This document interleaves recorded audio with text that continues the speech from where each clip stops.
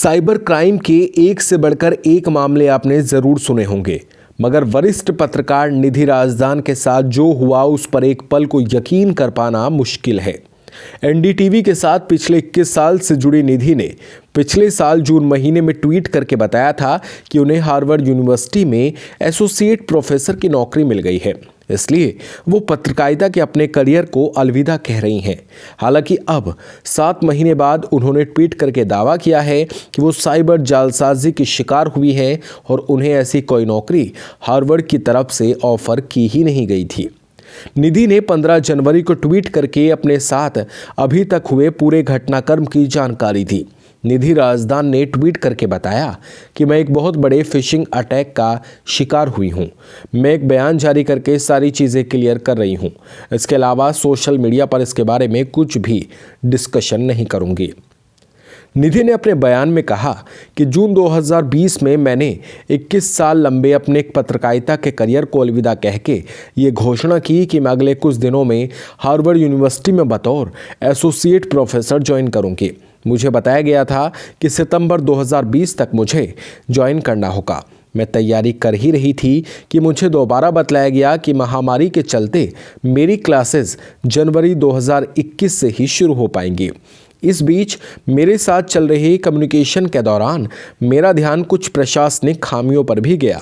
शुरू में तो मैंने ये सब सोचकर इग्नोर किया कि महामारी के टाइम ये सब नॉर्मल है, मगर हाल ही में जो कुछ हुआ वो ज़्यादा परेशान करने वाला था। निधि ने बताया कि इसके बाद मैंने सीधे हार्वर्ड यूनिवर्सिटी के वरिष्ठ अधिकारियों से स्थिति स्पष्ट करने के लिए कांटेक्ट किया। मैंने उनसे वे सारे कम्युनिकेशंस शेयर किए जो तथाकथित रूप से यूनिवर्सिटी की ओर से किए गए थे।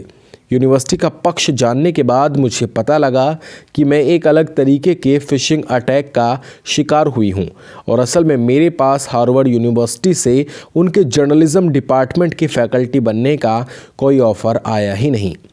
निधि का एक कबूलनामा काफ़ी वायरल हो रहा है। उनके ट्वीट के बाद से हार्वर्ड ट्विटर पर टॉप ट्रेंड बन गया है।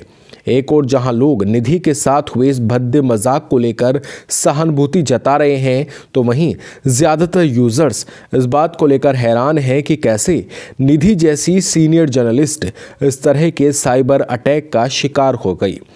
इसके अलावा सुरेश एन नाम के एक अन्य सोशल मीडिया यूज़र ने सितंबर महीने में ही इस संभावित साइबर फ्रॉड की ओर इशारा कर दिया था। सुरेश ने सितंबर में किए अपने ट्वीट में लिखा था, निधि ने अपने ट्विटर बायो में लिख तो दिया कि वो हार्वर्ड में पढ़ाती हैं, मगर उनका नाम फैकल्टी लिस्ट में नहीं है। इसके अलावा जिस सब्जेक्ट का नाम उन्होंने लिखा है वो यूनिवर्सिटी में अब तक लिस्टेड ही नहीं है। ये वेबसाइट अपडेट ना होने की वजह से है या हार्वर्ड ने अपना मन बदल लिया है। खैर, निधि राजदान ने पुलिस में अपने साथ हुए इस वाकये की शिकायत की है और हार्वर्ड यूनिवर्सिटी प्रशासन को भी आगे की जांच के लिए सारे डॉक्यूमेंट्स सौंप दिए हैं। बाकी दोस्तों, निधि राजदान के साथ हुए इस केस के बारे में आपका क्या कहना है? कमेंट सेक्शन में हमें ज़रूर बताइएगा। वीडियो अगर आप यूट्यूब पर देख रहे हैं तो चैनल को सब्सक्राइब कर सकते हैं, फेसबुक पर देख रहे हैं तो पेज को लाइक कर सकते हैं। वीडियो आपने पूरी देखी, इसके लिए आपका बेहद ज़्यादा शुक्रिया।